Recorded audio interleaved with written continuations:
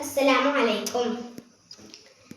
أعوذ بالله من الشيطان الرجيم.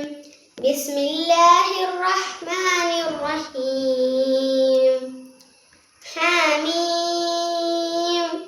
تنزيل الكتاب من الله العزيز الحكيم. ما خلقنا السماوات والأرض وما بينهما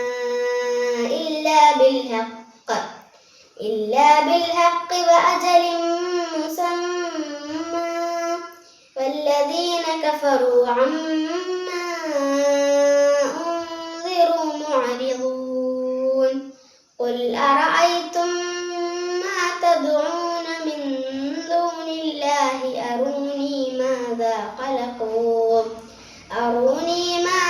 خلقوا من الأرض أم لهم شرك في السماوات.